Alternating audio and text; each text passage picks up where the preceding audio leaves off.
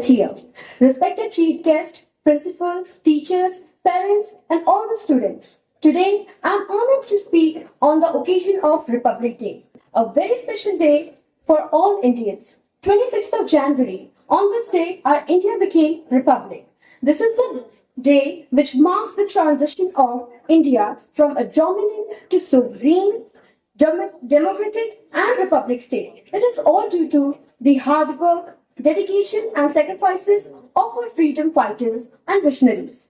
Today, as we gather to celebrate the 75th Republic Day of India, we are reminded of the immense pride and gratitude we should feel for our nation. The Constitution of India is the longest written constitution of any sovereign country in the world, which was drafted by Dr. B.R. Ambedkar and a team of brilliant minds. It guarantees fundamental rights to all its citizens, such as equality, freedom, and justice, regardless of their religion, race, caste, or gender.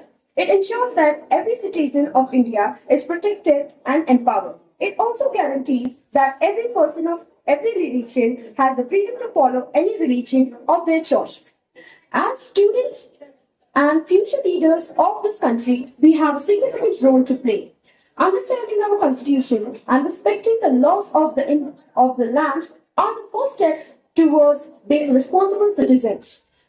We should also strive to uphold the values of tolerance, brotherhood, and unity to build a nation where every citizen can live with dignity, freedom, and opportunity. Republic Day is celebrated with great enthusiasm all over India. The main event takes place in capital New Delhi, where a grand parade showcases India's military strength and cultural diversity. This parade is a symbol of our unity in diversity, representing various cultures, traditions, and the armed forces. Schools and communities across the nation also celebrate this day with flag hosting, cultural programs, and speeches. As we celebrate Republic Day, let's promise to uphold the values our Constitution teaches us and work together to form a peaceful and prosperous India. Let's be proud of our nation's rich heritage and diverse culture. Happy Republic Day. Jai Hind, Jai Bharat. Thank you.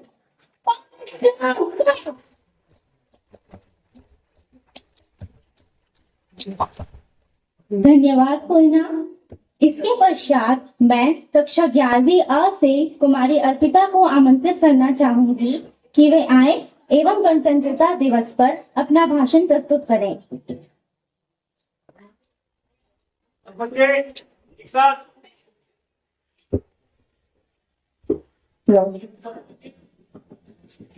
ना पूछो जमाने से कि हमारी कहानी क्या है। हमारी पहचान तो बस इतनी है, कि हम हिंदुस्तानी हैं। आप सभी को सुप्रभात। आदरणीय मुख्य अतिथि, प्राचार्य महोदय, शिक्षकगण और मेरे प्यारे सहपाठी, जैसा कि आप सभी जानते हैं कि आज हम 75वां गणतंत्र दिवस मना रहे हैं और आप सभी को मेरी तरफ से गणतंत्र दिवस की हार्दिक शुभकामनाएं। गणतंत्र दिवस हमारे पूरे देश के लिए बहुत ही गर्व, सौभाग्य का दिवस है। यहाँ हमारा राष्ट्र पर्व है।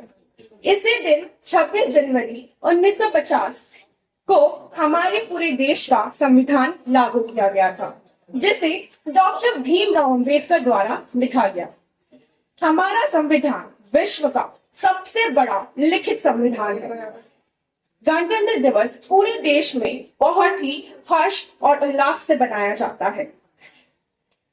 गणतंत्र दिवस के दिन राष्ट्रपति राजपथ पर ध्वजारोहण करते हैं। जैसा कि आप सभी को पता है कि 15 अगस्त 1947 को हमारे देश आजाद हुआ था और इस दिन सभी देशवासी बहुत खुश थे।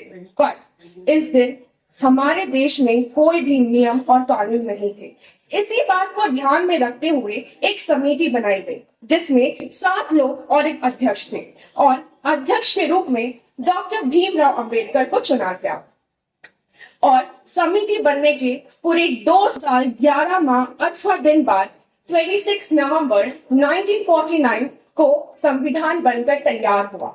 इसीलिए 26 नवंबर को संविधान दिवस के रूप में मनाया जाता है और 26 जनवरी 1950 को यह संविधान पूरे देश में लागू कर दिया गया।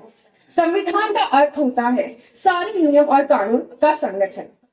संविधान दो शब्दों से मिलकर बना है, सम और विधान। सम का मतलब होता है एक समान और विधान का मतलब होता है नियम और कानून। अर्थात हमारे सारे देशवासियों को एक ही प्रकार का दर्जा दिया गया है, यानी सभी के लिए नियम और कानून एक समान है। इसलिए तो कहते हैं कि हमारी धरती माँ का अंदाज ही निराला है, इसने हिंदू मुस्लिम सिख ईसाई सबको अपनी आंचल में पाला है।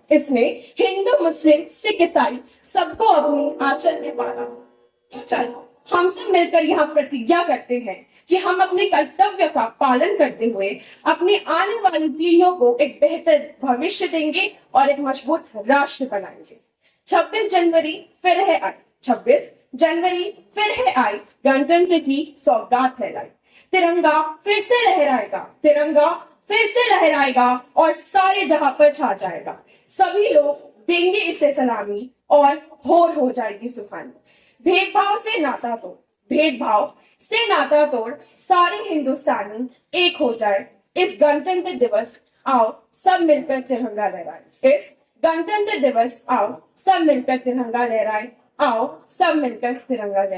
जय हिंद, जय भारत, धन्यवाद।